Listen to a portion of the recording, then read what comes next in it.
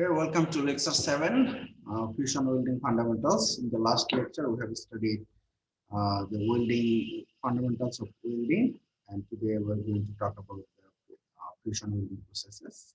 So we'll be discussing the two types of fusion welding, gas or arc welding, and some of the special type of welding processes will also be discussed in this lecture. So first of all, if we go to the definition of fusion welding, it is basically the joining process of two metals by melting the both base metal and the filler metal. And in this case, the joining established between two pitches by melting the material, base material of both pieces, as well as the electrode that also melts. And there are two processes for fusion welding. First one is gas welding, and second one is arc welding. These are basically the named depending on the heating method. The first one is basically the heating of the base material or electrode is done by combustion of gases, and in the second one, the electric arc is being used to melt the base metal or filler metal. So we'll be talking about both of them. First, I'll start with the gas welding. So in the case of gas welding, high temperature flames are obtained from the mixture of two gases, which actually the combustion of two gases. One of them is the fuel, and another one is oxygen. Oxygen is used to combust the fuel, and then the significant amount of heat is generated. And that heat is basically used to melt the workpieces to make a permanent joint. And to control the welding processes, we need to use a welding torch that has several functions. One of them is mixing the gases in proper proportion. You can control the amount of gases, that is amount of fuel or fuel gas or amount of oxygen that you want to use to produce the flame. And there are regulators that are attached with the welding torch can control the flame as well as the temperature of the flame, the quantity of oxygen and the gas. In most of the cases, oxygen and acetylene is used for gas welding. That's why sometimes the gas welding is called oxyacetylene gas welding. But it's not necessary that in the case of gas welding, acetylene has to be used. There can be some other fuel gases that can be used. For example, the methyl acetate propylene and propylene, propane, methane. Those can also be used for gas welding purposes. But acetylene produces really good heat. That is, the temperature range is almost 3300 to 32 to 3300 degrees Celsius. Whereas for other gases, the temperature is a bit low. The temperature that is developed is a bit low, like for methyl acetate propylene, it's 2600 to 2900, and for methane, it is like 2350 to 2750 degrees Celsius. So it depends on the gases properties of the gases, like the calorific value of the gases. Since acetylene has higher calorific value, upon combustion with the oxygen, it actually produces a significant amount of heat, and as well as the temperature is high compared to the other gases. So in the case of oxyacetylene gas welding, there's two cylinder contains, one of them contains oxygen and another cylinder is contain acetylene. And to separate them, actually, the oxygen cylinders are marked with black color and acetylene with maroon, because in the gas industries there's a color code for different gases, so that people don't get confused with gases. That's why they color code the cylinders, so that people can easily identify which cylinder contains which gas. And the chemical reaction that occurs during the combustion of oxygen and acetylene is like acetylene reacts with oxygen to form carbon dioxide and water. And the ratio of oxygen to acetylene, if we talk about the stoichiometry, that means the ideal ratio between acetylene and oxygen, oxygen to acetylene is like 2.5. And the temperature of the flame depends on the proportion of the gas. That means how much fuel gas is mixed with oxygen before starting the combustion actually determines how much temperature will be developed or how much heat will be generated. So for normal welding, equal proportion is used, like acetylene and oxygen are with the same proportion. And in that case, the material that can be welded using the normal proportion of gases is copper, aluminum, brass, except brass. Okay. And in this case, the reaction takes place in the two stages. So in the first stage, acetylene and oxygen reacts and form carbon monoxide, hydrogen, and significant amount of heat. And in the second stage, carbon monoxide reacts with oxygen to form carbon dioxide, and at the same time, hydrogen reacts with oxygen to form H2O. So it's a two-stage reaction when less amount of oxygen is used. And the deviating from the ratio of 2.5, which is the ideal ratio for mixing acetylene and oxygen, if the ratio is more than 2.5, the oxidizing flame is obtained. That means temperature will be higher in the case of oxidizing flames, and carburizing flames are produced when the ratio of oxygen to acetylene is less than 2.5. In that case, the temperature will also be less, and there will be some carbon monoxide emission, and we will see a flame that has an outer envelope with black smoke will also produce. This is actually the carbon monoxide.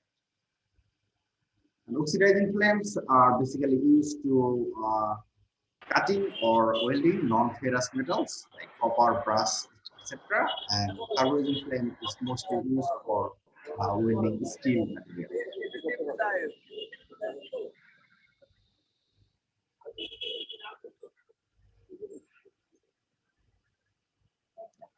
Okay, so what are the flames that is produced? We have discussed that if the ratio is less than 2.5, then the neutral flame is produced, and then when the ratio is higher than 2.5, then the oxidizing flame is produced, and if less than 2.5, then carburizing flame is produced. Another name of the carburizing flame is the reducing flame. You can also call that the reducing flame. So the flame has three distinguished regions. The first one is the inner core or core, which actually in this place the maximum heat is basically generated in the inner core, and then the most of the combustion actually takes place in the inner core region. If you want to distinguish between these three flames, the first one, if you look at the first one, the inner core is small, and then second one a bit larger, the carburizing flame, and then third one it is very small. Okay, that means it depends on the ratio. The carburizing flame has the low ratio of oxygen to acetylene, so it has a larger inner core, and then the neutral flame you have a bit more oxygen, so the inner core is reduced, and in the final stage, in the oxidizing flame, when the ratio of oxygen to acetylene is larger, then the inner cone is very small. And there is another envelope after the inner cone. The other envelope is called the acetylene feather or envelope. In this region, basically the reaction that takes place in this region is basically the carbon monoxide that reacts with rest of the carbon monoxide reacts with oxygen to form carbon dioxide in this region. And the finally outer envelope, that is called the blue envelope. The blue envelope is actually after the final stage of the combustion. Okay, and the temperature is minimum in the blue envelope region, and the acetylene feather has a bit higher temperature, and inner core has the maximum temperature developed in the flame. So there are various ratios in practically. If you see that the ratio of oxygen to acetylene, based on the ratio of oxygen to acetylene, it is like temperature. Various temperature can be generated. So higher the oxygen, higher amount of oxygen produces high amount of high temperature and as well as heat. And if you look at the temperature distribution of neutral flame, then we will see that the temperature starts to raise severely after where the torch ends, at the end of the torch, and the temperature becomes maximum at the inner cone. Okay, uh, maximum after the inner cone, like 2 to 6 millimeter distance from the inner cone, maximum temperature is generated. Therefore, if you want to conduct the welding, then you have to maintain this 2 to 6 millimeter distance from the inner cone so that you get the maximum output from the flame. You get the maximum heat to be imposed on the base material. And after the inner cone and the extruding feather, then the temperature starts to drop in the neutral flame. In the case of neutral flame. Okay, do you have any question so far?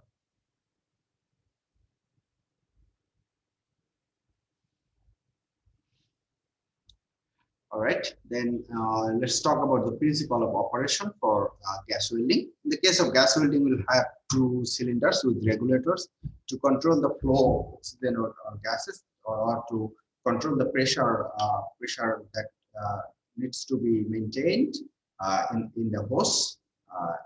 Regulators are basically used for that. So oxygen and acetylene cylinder. The oxygen cylinder is generally larger than the acetylene cylinder, and then gas is passes through the hose pipes and mixes in the welding torch. This is called the welding torch, where there is two regulators.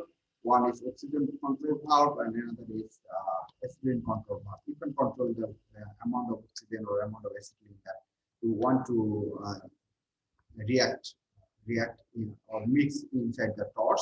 And in this region, the mixing occurs, and after the mix, when the mixture comes out through this nozzle tip, if you ignite it, then you will get the flames here. And depending on the oxygen and the amount of acetylene, the flame characteristic will change, and the temperature of the flame will also change.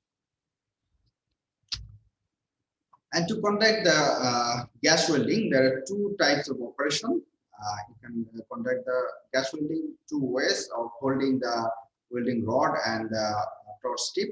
The welding rod is the filler metal actually, to fill up the space between the work pieces. Okay.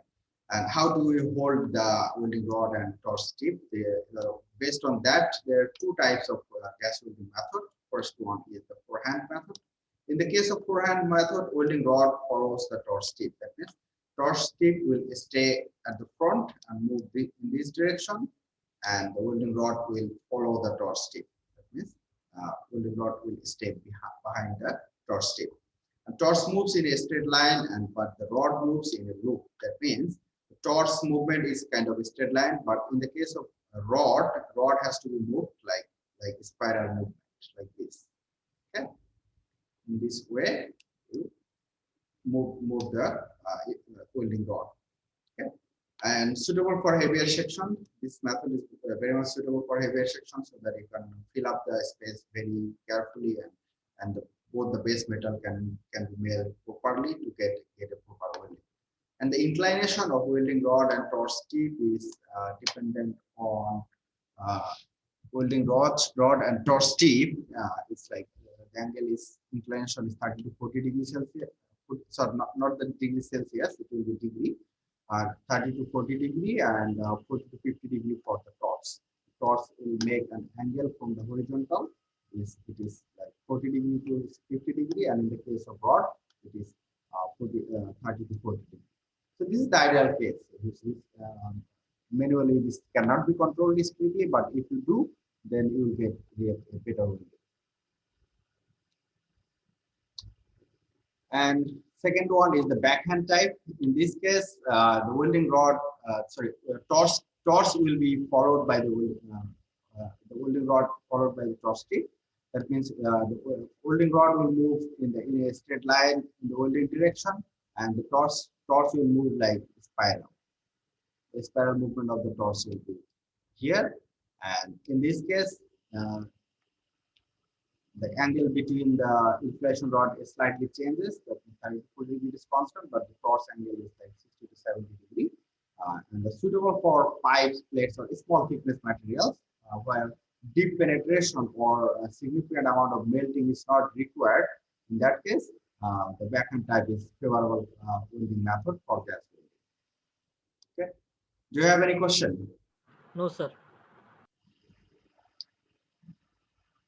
Okay. Is my sound clear? Yes, sir. Okay. So for the welding torch, the construction of welding torch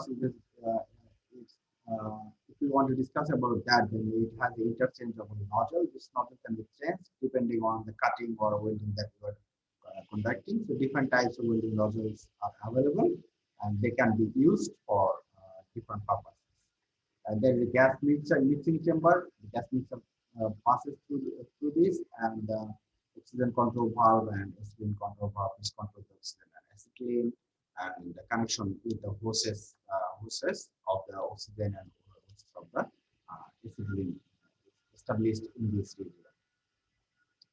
The tip of the torch is made of this copper alloy, having high thermal conductivity as well as high temperature resistance, because this will be subjected to very high temperature for a long time. So it has to sustain the high temperature, and also the thermal conductivity has to be higher so that it can release the heat very quickly.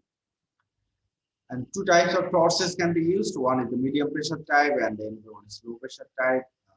Medium pressure type is also called the positive or equal pressure type, and the low pressure type is called the injection type. And internal construction of the welding torch is like this. And if you look at the picture carefully, the fuel gas passes through in this way, and oxygen passes this way. Okay, and the fuel gas is passes around this nozzle. If you look at this nozzle, around this nozzle, fuel gas passes, and oxygen gas passes from the middle. So there is mixing occurs in this region. That means the turbulence occurs, and the proper mixing of gases occurs in this mixing chamber. After the mixture, it goes out, and the combustion occurs. And for a gas mixer has to have some properties, like it should mix the gas properly before leaving out of the nozzle. Otherwise, there will not be good combustion of fuel, and heat generation will not be less. Arrest the flashback that might occur, and also they stop any flame from traveling further back than mixer. That means the flame should not go inside this torch. Okay, if the flame goes inside this torch, then there will be a disaster. So by proper mixing and maintaining the proper pressure and the construction of this nozzle actually ensures that the flame does not penetrate into the mixing chamber or into the cylinder. That is called the flashback, so that the flashback does not occur. And permit a range of tip sizes so that you can use the single gas mixer for various types of welding as well as cutting. The advantages of gas welding to be outlined here, like flame can be easily controlled. You can control the temperature, suitable for thin sheets and thick sheets, both of the cases. The equipment is portable, and torch can be used for heating, welding, brazing, cutting, changing nozzle, any purpose you can use this torch. The limitations also, also has the limitation like slower process than arc welding. It will be a little bit slower because you need to move the torches in either spiral or straight line directions, and it takes less than longer for melting the base metal because of the low heat generation, which is in the case of arc welding more than 3500 degree Celsius temperature is generated. So it will be a slower process than arc welding. And heat effective zone is more, gases are expensive, safety issues with gases. So these are the limitations for gas welding process. But however, the gas welding process is mostly used in the case because of its portability. If there is no electricity, you can also conduct gas welding very easier in the remote areas. Okay, that's all for the gas welding. Actually, we will not discuss any more things about gas welding. This is the basics of gas welding, that is the fundamental of gas fusion welding. And please ask if you have any question. Sir, sir Okay. Gas welding এ কি sir কোনো ধরনের controller নাই sir? Sir এটা কি মানে constant মানে flammable হয় নাকি স্যার মানে মিক্সচার যে হচ্ছে স্যার সেই মিক্সচারটা কি যখন বের হচ্ছে তখন কি স্যার কনস্ট্যান্ট বের হচ্ছে নাকি স্যার এটা কন্ট্রোল করার কোনো স্যার কোনো কিছু আছে? Yeah, you can control the amount of oxygen or amount of acetylene. Okay, using those regulators. Okay, there will be two regulators, right? Oxygen control and acetylene control. Using these controls, you can control how much gas or oxygen will be mixed with acetylene. And also, there is a pressure control device in the cylinder, which actually defines the pressure that will be maintained before the valve. Okay, so these are the control mechanism for gas. Okay, any other question?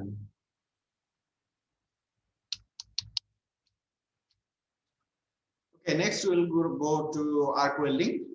Arc welding is basically the metal joining process in which electric arc is used to develop the heat required for joining the metals or melting the metals to form a permanent joint.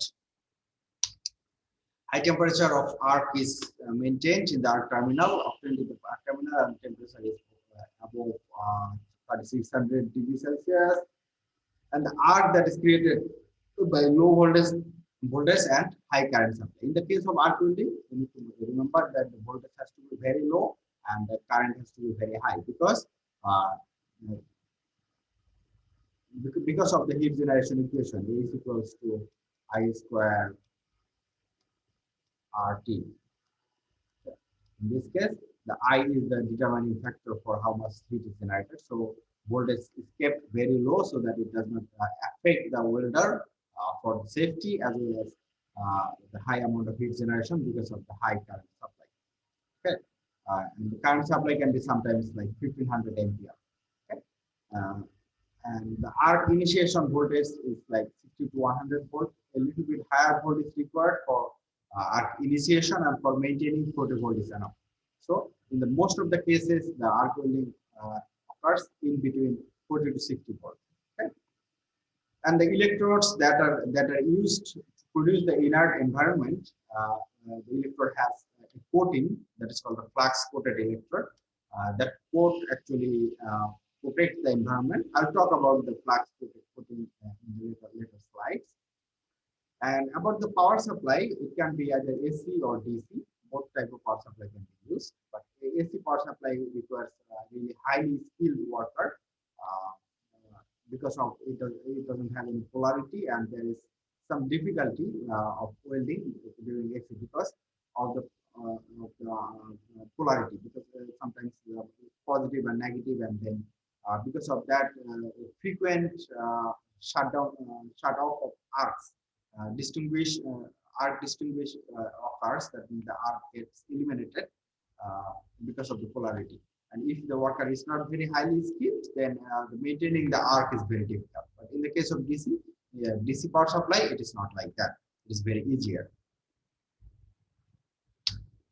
And in arc welding, sometimes short circuit occurs when you attach the electrode with the workpiece. Then there will be a short circuit, and when there is a short circuit, current draw is very excessive. That drops in resistance. That means whenever a short circuit takes place, there is no resistance, and because of that, there will not be will be very less amount of heat generation, because we know that the heat generation, in the case of heat generation, is depends on the current flow as well as the resistance. If the resistance drops severely, then the heat generation will be less. Okay, and in the case of short circuit, that is what occurs, and in that case, you will not be able to conduct the welding anymore. And sometimes excessive heat caused by high current surface result in spatter and sticking of the electrode. That means sometimes if the heat is excessive and you touch the electrode with the workpiece, then electrode and workpiece gets connected with each other, and because of that, also a spatter occurs. The spatter is the splash of the small metal particles around the surface. That means if you are doing a welding, for example, in these workpieces, the metal should be in between this workpiece. But sometimes some metal gets spattered into the workpiece like this. Okay? Metal gets spread, and this is called a spatter. That spattering also occurs when there is a short circuit. And when there is a short circuit, voltage falls to zero, otherwise considerable voltage is required to arc. That means whenever a short circuit occurs, arc will be distinguished and will not be able to contact the welding. Okay. Various sources of electricity supply can be like DC generator with variable voltage characteristics. That means you can vary the voltage according to a requirement. Sometimes there is also DC generator with constant voltage characteristic. It will have constant voltage all the time. And the DC power line in conjunction with resistors to reduce voltage and current. Sometimes resistors are used to reduce voltage and current or control the voltage or current in the DC power line. And in the case of special AC generator or transformer can also be used. And to be more specific, AC source is normally used for steel welding, and DC source is used for welding sheet metal or non-ferrous metals. Okay. Now, if we come to the electrode, what is electrode? Electrode is a very important component for welding because it actually aids to produce the required heat that is required for melting the base metal as well as the electrode itself. Okay, they can be classified into three types: like bare electrode. Bare electrode means there is no coating on the surface of the electrode. That is only a metallic rod. That the purpose of this metallic rod is to just produce the arc and fill up the gap. Okay, and there will be flux coated electrode and heavy flux coated electrode. Only flux coated electrode contains a thin or stabilizing flux coating. Very small thickness of the coating will be like 0.1 to 2.25 millimeter. And in the case of different elements actually mixed with those coatings to have to give different functions. I'll discuss about that. Like there are various elements for flux material to be used as coating in the electrode. Because those materials have different purposes. I'll talk about that. For now, we just understand that the flux coated electrode has a very thin layer of flux coating, but heavy flux coated electrode contains thick layer of flux coating. Okay. And the material used for coating are called components. The coating material, that means the flux coating, that has can be subdivided into following categories. There are different types of material are mixed together and then applied on the surface of the electrode to obtain the coating. And those elements are like first one is like gas forming element. In the case of gas forming element, organic matters such as starch, wood pulp are used.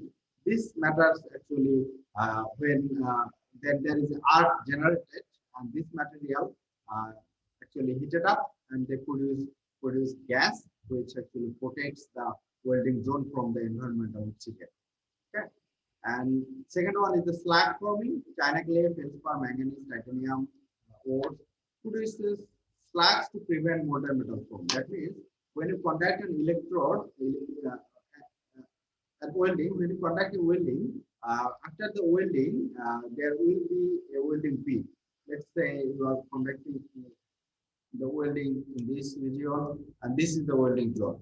And when you conduct the welding in this direction, that means after the completion of the welding, this material is still in the at a very high temperature, and there is a huge possibility of this material to react with the environmental oxygen to form metal oxide, and that metal oxide actually has an impurity. So that is a waste. And to prevent that, if we can produce a layer on top of this welding, which will protect this the welding below that layer. Okay, and that layer is called the slag layer, and this layer actually prevents the molten metal from environment. Okay, and also it has another function that is called the gradual cooling of the welding.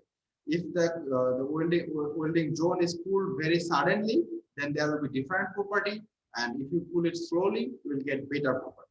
Okay, so that is why the another function of this slag forming element is to enable gradual cooling of the weld rather than sudden cooling. And third one is the reducing element: ferrosilicon, ferrotitanium, ferromanganese, actually reduce the oxide formation. If these materials are mixed with the electrode coatings, that means flux coatings, they actually mix with the welding material and reduce the probability of oxidation of the base metal. Okay? And these materials are also used for alloying purpose. That means the metal is produces alloys with this material like silicon, manganese, or chromium, molybdenum, chromium oxide, etc. This material actually mixed with the base metal to form an alloy.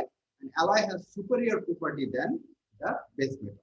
Okay, and if you need to have the better welding joint, then you can use this type of material with the flux material, so that they get mixed with the base metal and form alloy.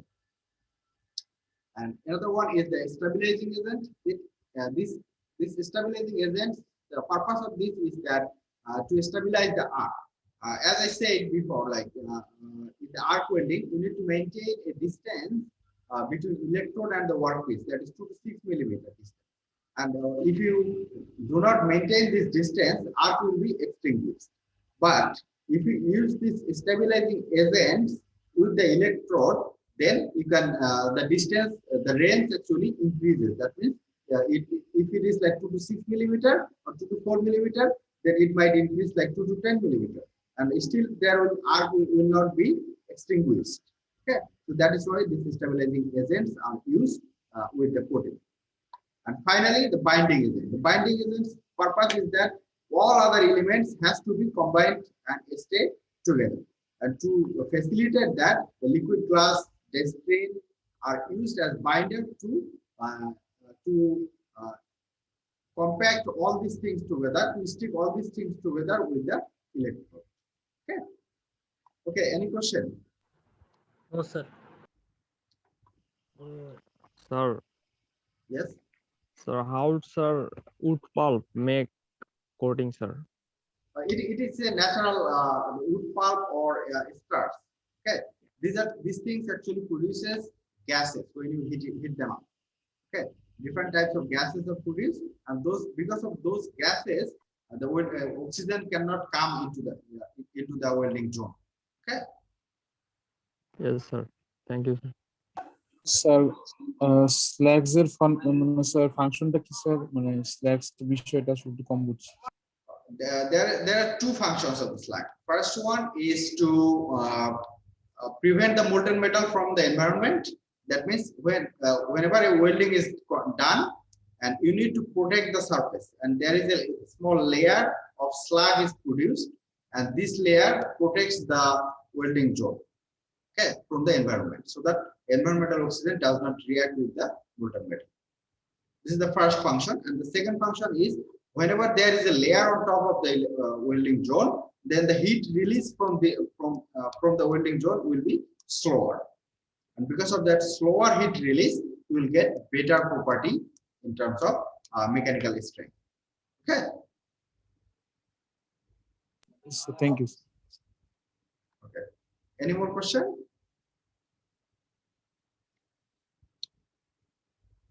Okay.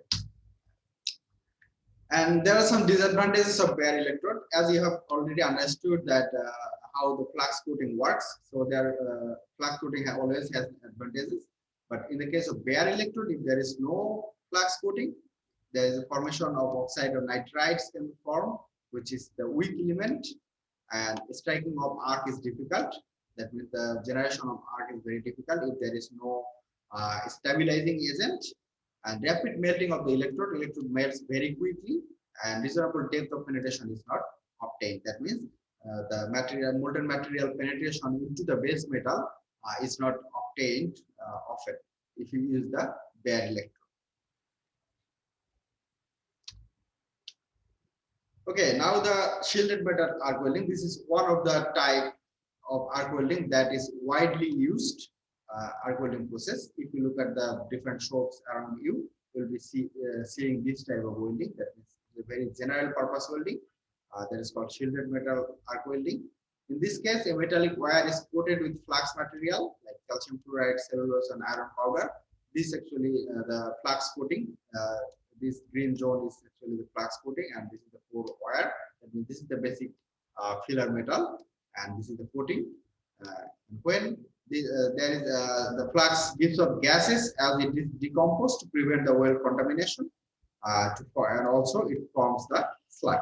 If you look at this welding very carefully, once the arc is established, then the electrode will be molten, and then the liquid metal from the electrode will drop into the welding zone. And welding zone will also be molten. The molten pool of metal will be generated in here, and this metal particle will be mixed with the molten pool. And since the slag forming element has low density, and this is the liquid zone, the slag actually precipitates on the top. Okay, that means comes into the top position and creates a layer. So this is the slag layer, and this is the welded zone. So because of this slag, the welding zone is protected against the environment. Okay, and also the heat release from the welding zone will be slower because of this slag. Okay, as the welding propagates, welding continues, and as well as slag on the top of the surface will produce. And at the end of the welding, you need to actually remove this slag. Otherwise, this slag will affect the welding. Okay, so that is why you need to do the chipping to remove the slag from the welding surface. Okay, any question?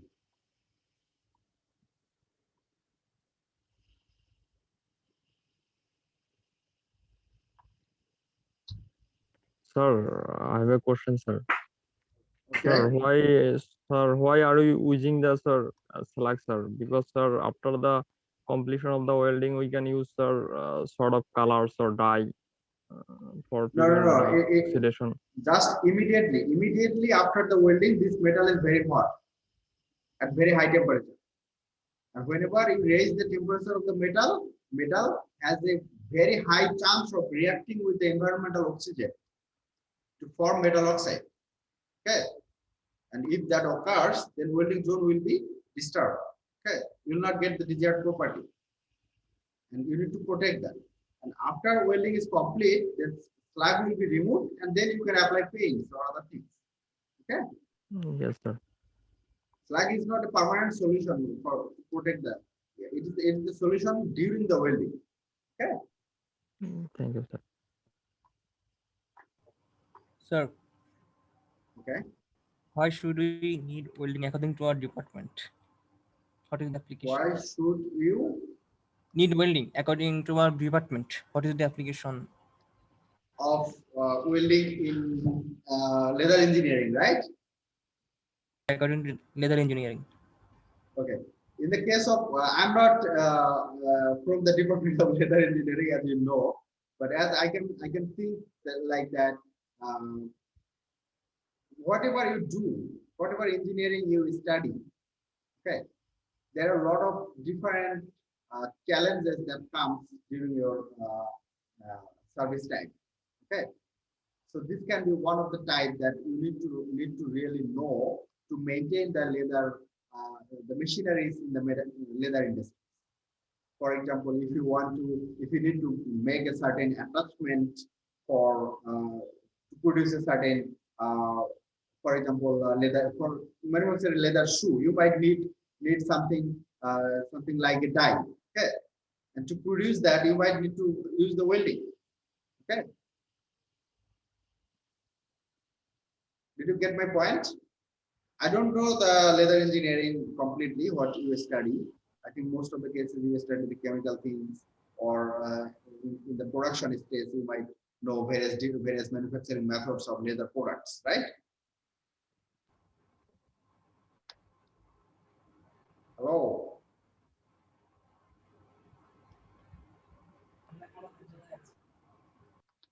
I think the welding will be required in the case of maintenance of the leather workshops. Okay, so that is why you might need to know about these welding processes. You might need them to maintain the machineries, or to manufacture a different type of attachment or parts for the leather industries. Okay. Okay, sir.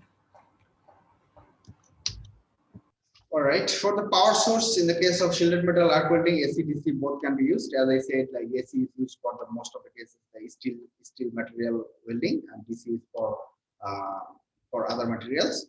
And there are two types of DC power connection. One is DCSP and another is DCRP. DCSP is basically direct current, straight polarity.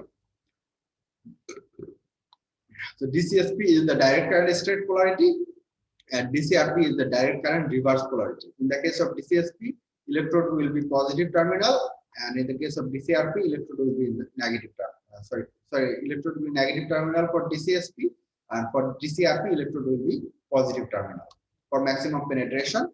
And these are for if the electrode is negative for thin sheets or plates, we need to have a DCSP connection. And AC is for the skilled operators, difficult start, laser glow, and suited for thicker plates. If you want to join the thicker plates, then you might need the AC.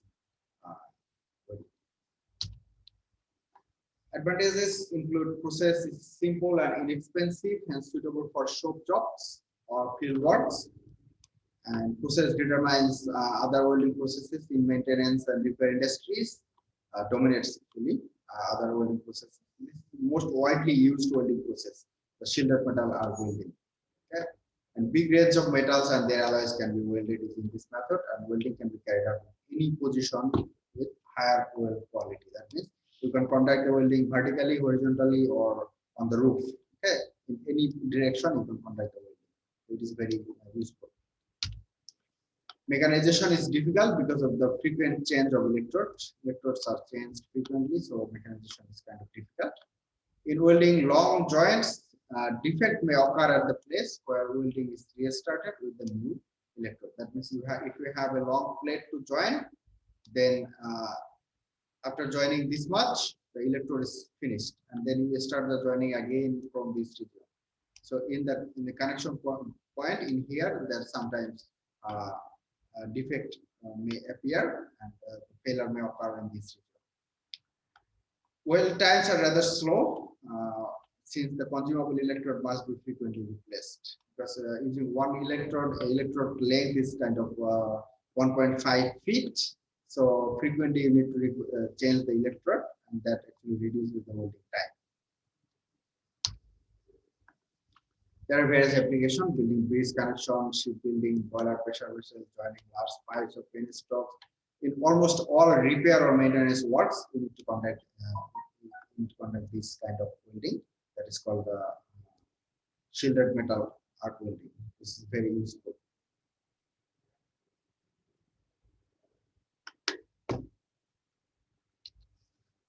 Okay, next one is the inert gas shielded arc welding. Okay, do you have any question?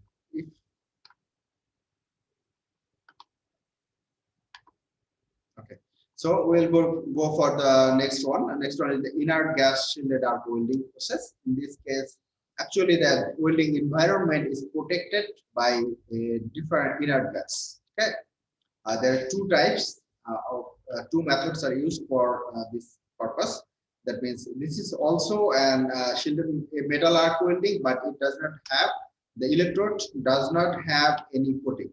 Okay, there is no coating in the electrode, so no flux is used. Okay, electrodes are bare, but the welding zone is protected by a gas, which can be like argon, neon, helium, any kind of. Most of the cases, argon gas is used for protecting the environment.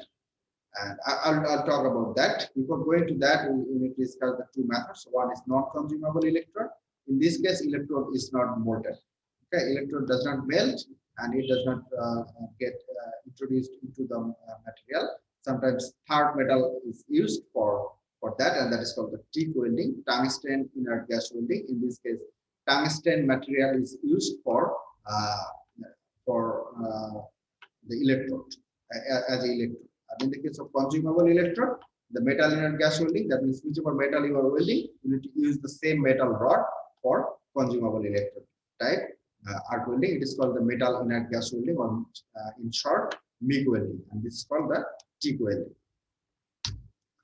To talk about the MIG welding, in this case, the electrode will be held in a wire reel where the electrode wires will be wrapped around. Okay, and those electrode rods are fed into the electrode holder through a feed rollers. This roller rotates in the opposite direction, to feed the wires into the electrode holder. Okay, an electrode holder has a guide tube through which this electrode rod comes into the welding zone, and there is a space between the electrode and the electrode holder through which you introduce the inert gas. Okay, the inert gas supply is given through the space between the electrode and the electrode holder, and this inert gas actually protects the welding environment against the environmental oxygen. That is called the gas shield. Okay, inert gas shield is produced, and that protects the welding zone. And the welding is kind of similar to the arc welding. We need to introduce the arc. When arc is generated, base metal melts as well as the third metal melts to produce the electrode, produce the joint. Okay. In this case, no flux is used, but the arc and molten metal are shielded by inert gas. That's what I said. Like argon, helium, carbon dioxide can be used, or a gas mixer can also be used. In the case of DCRP, sometimes DCRP, DCSP both can be used. In the case of DCRP, there is a faster melting of the electrode. Electrode melts very fast and increases the weld penetration and welding speed. In the case of DCRP, SP is mostly used for aluminum or magnesium. And the advantages include because of the continuously fed electrode, MIG welding is faster. Can produce joint with deep penetration. That means very high thickness material can also be joined. And thick and thin, both type of workpiece can be welded. And large metal deposition rate are achieved by MIG welding process. And the disadvantages include this can easily be still advantages. The process can be easily mechanized. So this automatic welding can be conducted. No flux is used, so the smooth and clean welding can be found, and there will be no spatter on the surface of the welding, which requires no further cleaning. This helps reduce the total welding cost. Higher arc travel speed associated with MIG welding reduce distortion considerably.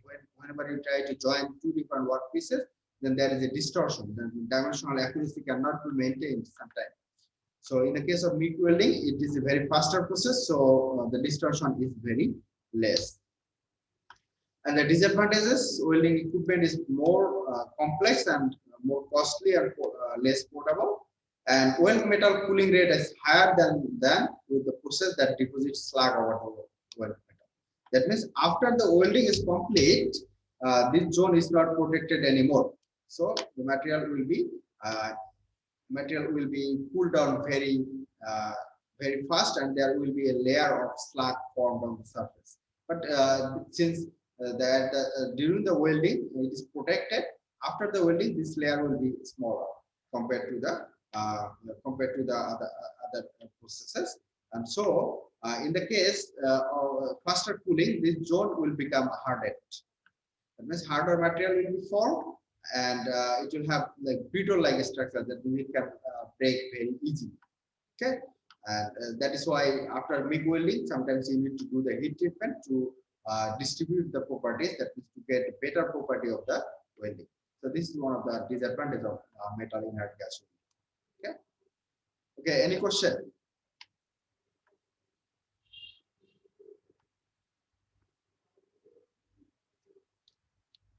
All right. So the next one is there are various applications of this MIG welding tool, steel or dies, refrigerator parts, industries like aircraft, pressure vessel, and shipbuilding structures. Okay, so for the tungsten inert gas welding, that means TIG welding, in this case the electrode will not be melt. That means it is a permanent electrode, non-consumable tungsten electrode, and there will be nozzle, and in between the nozzle there will be a channel to deliver the inert gas into the welding zone. When the arc is generated, then base metal will melt, and there will be a third filler rod that will be introduced into the region, so that the welding zone can be filled up with this filler metal. Okay, so that's how this non-tungsten inert gas welding process actually works. In this case, electrode is not consumed. Okay, tungsten electrode, no flux is used. Gases like this, these are the similar things here. And AC/DC both can be used. AC is preferred for magnesium and aluminum, and DC is preferred for steel, copper, and its alloys. Advantages are similar to the MIG welding, no flux. And another important advantage for TIG welding is that you'll have a clear visibility. That means the welding zone is visible very clearly, so operators can easily control the welding zone, or how much welding is done. They can see it like real time, okay, instead of gazing. The TIG welding is very much suitable for a high quality welding of thin materials. Most of the cases it is thin material. TIG welding is done. And under similar applications, if we want to compare MIG welding and TIG welding, the MIG welding is much faster process as compared to the TIG welding because of the continuously fed electrode. Electrode is fed continuously, and TIG welding requires a separate filler rod. Okay, and the filler rod end by chance comes out of the inert gas shield can cause weld metal contamination. For example, if you take out the filler metal for some time and then you put it again into the welding zone, then it will contaminate the welding. Okay, then there will be impurities in the welding will be present. And the equipment cost is higher than that for flux shielded metal arc welding. This is a very cheaper welding method, flux shielded metal arc welding. First one that we talked about. Application for mostly thinner metals, welding expansion bellows, transistor cases, instrument diaphragm, atomic energy or aircraft, chemical or instrument industries, rocket motor chamber fabrication, launch vehicles, etc. And the application of TIG welding. This is a very high quality welding can be obtained. Okay, any question for the whole lecture? If you have any question, please shoot.